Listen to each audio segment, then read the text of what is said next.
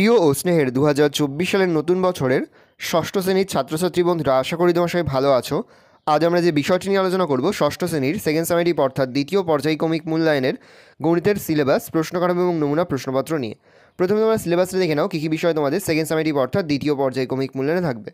দ্বিতীয় পর্যায়ক্রমিক মূল্যায়নের ক্ষেত্রে ফুল মার্কস থাকবে তোমাদের 25, আর সময় তোমার থাকবে 50 মিনিট। তোমার থাকবে দশমিক ভগ্নাংশকে পূর্ণ সংখ্যা ও দশমিক ভগ্নাংশ দিয়ে গুণ ও ভাগ, মেট্রিক পদ্ধতি, শতকরা, আবৃত ও দশমিক সংখ্যা, সুষম ঘনবস্তু গঠন বিষয়ক জ্যামিতিক ধারণা, তিনটি সংখ্যার গসাগু ও লসাগু, তথ্য সাজানো ও বিচার, রেখা রেখাংশ, রশ্মি ও বিন্দু বিষয়ক বিস্তৃত ধারণা, ক্ষেত্রফল ও পরিসীমা নির্ণয়, নিয়ন্ত্রিত সংখ্যা ও সংখ্যারেখা সম্পর্কিত ধারণা।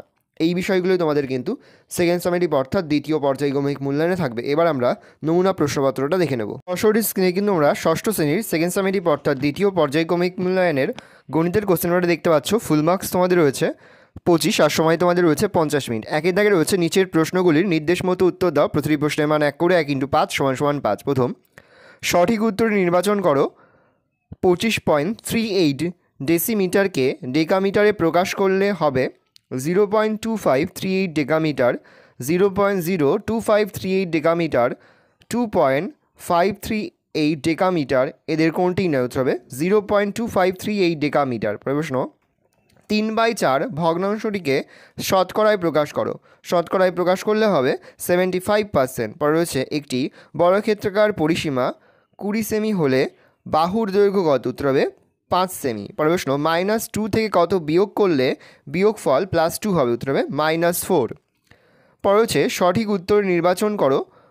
কোনো পিরামিডের ভূমি পঞ্চভুজাকার হলে পিরামিডের প্রান্তিকীয় সংখ্যা 6টি, 12টি, 10টি। এদের কোনটি নয়? উত্তর হবে 10টি।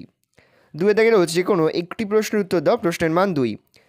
3.432 3 আর 2 এর মাথায় পৌনঃপুনিক আবৃত দশমিক সংখ্যাকে সামান্য ভগ্নাংশে প্রকাশ করো।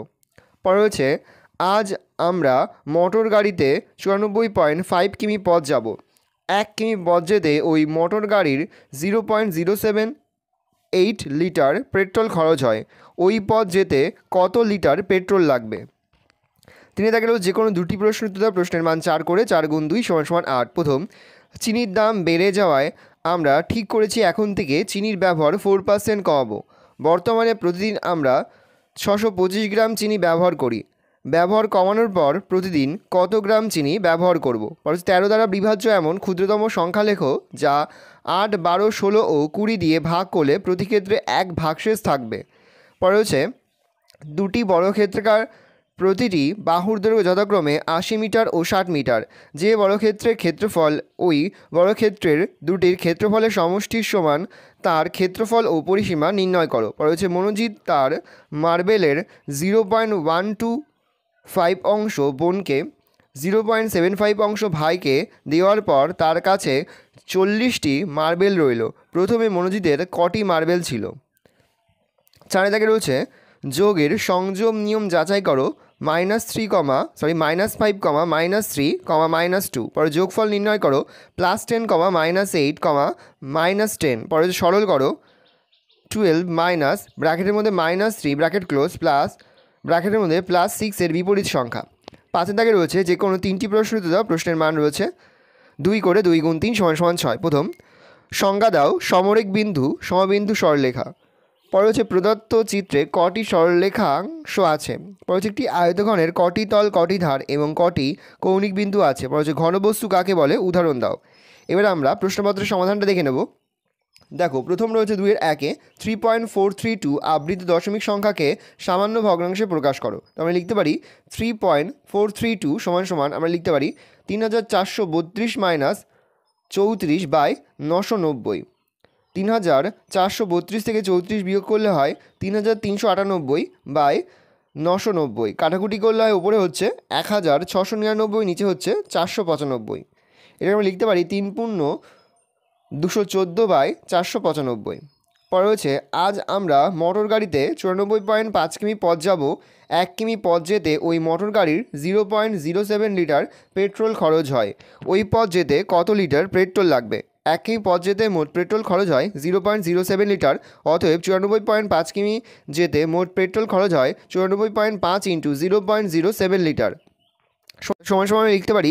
দেখো দশমিক পরে একটা সংখ্যা রয়েছে, সে 10, তাহলে 945/10 ইন্টু, দেখো উপরে আমরা লিখতে পারি শূন্যর মূল্য নিতে হবে 78, আর দশমিকের পরে 3টে সংখ্যা আছে দিলে 1-এর পরে 3টে শূন্য, সমান সমান লিখতে পারি নিচে হচ্ছে 10,000, উপরে হচ্ছে 37,710, তাহলে লিখতে পারি আমরা দেখো 7.3710, তাহলে সমান সমান লিখতে পারি 7.371 লিটার। তাহলে অতএব 94.5 কিমি পথ যেতে মোট পেট্রোল খরচ হবে 7.37 লিটার।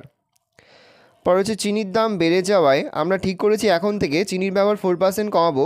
বর্তমানে প্রতিদিন আমরা 625 গ্রাম চিনি ব্যবহার করি। ব্যবহার কমানোর পর প্রতিদিন কত গ্রাম চিনি ব্যবহার করব? বর্তমানে আমরা প্রতিদিন চিনি ব্যবহার করি 625 গ্রাম। চিনির দাম বৃদ্ধি পাওয়ায় 4% চিনির ব্যবহার কমাবো, অতএব 625 গ্রাম চিনিতে ব্যবহার কমবে, অতএব 625-এর 4%, তাহলে 625 ইন্টু 4/100, কাটাকুটি করলে ওপর হচ্ছে থাকছে শুধুমাত্র 25, তাহলে উত্তর হবে 25 গ্রাম। তাহলে অতএব বর্তমানে প্রতিদিন চিনির ব্যবহার করব 625 - 25 গ্রাম সমান সমান 600 গ্রাম। পরের প্রশ্ন, 13 দ্বারা বিভাজ্য এমন ক্ষুদ্রতম সংখ্যা লেখো যা 8, 12, 16 ও 20 দিয়ে ভাগ করলে প্রতি ক্ষেত্রে 1 ভাগশেষ থাকবে। তাহলে 8, 12, 16 ও 20 দ্বারা বিভাজ্য সংখ্যাটি হলো তাদের লসাগু। তাহলে আমরা 8, 12, 16 এর লসাগু করব। দেখো লসাগু করলে হচ্ছে 2 গুণ 2 গুণ 2 গুণ 3 গুণ 5 সমান সমান 240, অতএব লিখতে পারি 240 ইন্টু 1 সমান সমান 240 যোগ 1 সমান সমান 241, আর 240 গুণ 2 তাহলে হচ্ছে 480, 480 যোগ 1 481, তাহলে 13 দ্বারা বিভাজ্য সংখ্যাটি হলো 481, যা 8, 12, 16 ও 20 দ্বারা ভাগ করলে প্রতি ক্ষেত্রে 1 ভাগশেষ থাকবে। 3 নম্বর, দুটি বর্গক্ষেত্রের প্রতিটি বাহুর দৈর্ঘ্য যথাক্রমে 80 মিটার ও 60 মিটার। যে বর্গক্ষেত্রের ক্ষেত্রফল দুটি ক্ষেত্রফলের সমষ্টির সমান তার ক্ষেত্রফল পরিসীমা নির্ণয় করো। প্রথম বর্গক্ষেত্রের বাহুর দৈর্ঘ্য সমান সমান 80 মিটার, অতএব প্রথম বর্গক্ষেত্রের বাহুর ক্ষেত্রফল বাহু স্কোয়ার 80 স্কোয়ার করলে হয় 6400 বর্গমিটার। দ্বিতীয় বর্গক্ষেত্রের বাহুর দৈর্ঘ্য 60 মিটার, তাহলে অতএব দ্বিতীয় বর্গক্ষেত্রের বাহুর ক্ষেত্রফল বাহু স্কোয়ার সমান 60 স্কোয়ার করলে হয় 3600 বর্গমিটার। অতএব দুটি বর্গক্ষেত্রের ক্ষেত্রফলের সমষ্টি সমান সমান 6400 যোগ 3600 বর্গমিটার সমান সমান 10,000 বর্গমিটার। অতএব নতুন বর্গক্ষেত্রের ক্ষেত্রফল 10,000 বর্গমিটার। অতএব নতুন বর্গক্ষেত্রের ক্ষেত্রফল সমান সমান বাহু স্কোয়ার, তাহলে বাহু স্কোয়ার সমান সমান 10,000 বর্গমিটার, তাহলে বাহু সমান সমান √10,000, তাহলে লিখতে পারি বাহু সমান সমান 4টে 2 আর 5টা 2-এর গুণ, তাহলে বাহু সমান সমান লিখতে পারি √2 square into 2 square into 5 square into 5 square, তাহলে বাহু সমান সমান লিখতে পারি √2 গেল 2 গুণ 2 গুণ 5 গুণ 5 সমান সমান বাহু সমান সমান 100 মিটার। অতএব নতুন বর্গক্ষেত্রের পরিসীমা 4 ইন্টু বাহুর দৈর্ঘ্য সমান সমান 4 ইন্টু 100 সমান সমান 400 মিটার। অতএব নতুন বর্গক্ষেত্রের ক্ষেত্রফল 10,000 বর্গমিটার ও পরিসীমা 400 মিটার। ভালো করে উত্তর দেখে নাও।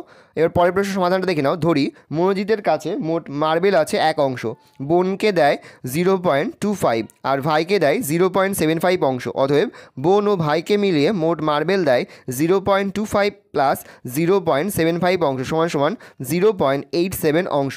অতএব বোন ও ভাইকে দেওয়ার পর তার কাছে অবশিষ্ট আছে 1 - 0.87 অংশ, তাহলে সমান সমান 0.125 অংশ।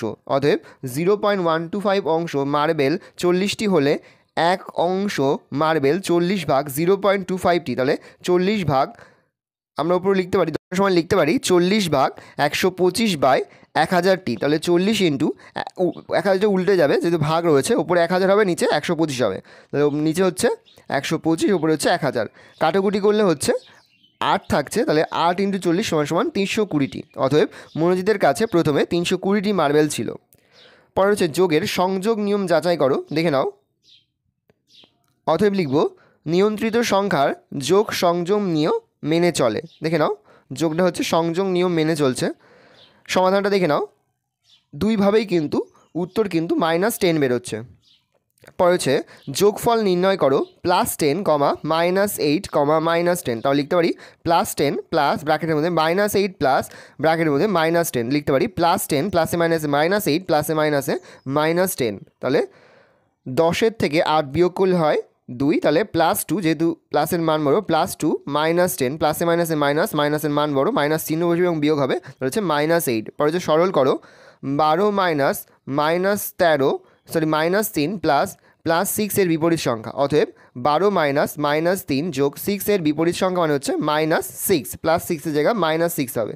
সমান সমান লিখতে পারি 12 যোগ মাইনাসে মাইনাসে প্লাস, +3 -6, প্লাসে মাইনাসে মাইনাস -6, 12 সঙ্গে 3 যোগ করলে 15, 15 - 6 = 9। হচ্ছে সংজ্ঞা দাও সমরেখ বিন্দু। একটি সরলরেখার ওপর একাধিক বিন্দু থাকলে তাকে সমরেখ বিন্দু বলে। সমবিন্দু সরলরেখা, একটি বিন্দুর ওপর একাধিক সরলরেখা থাকলে তাকে সমবিন্দু সরলরেখা বলে। প্রদত্ত চিত্রের কটি সরলরেখাংশ আছে, উত্তর লিখবে 6টি। পড়েছে একটি আয়তক্ষণের কটি তল, কটি ধার ও কটি কৌণিক বিন্দু আছে। তল হচ্ছে 6টি, ধার হচ্ছে 12টি, আর কৌণিক বিন্দু হচ্ছে 8টি। বলছে ঘনবস্তু কাকে বলে, উদাহরণ দাও।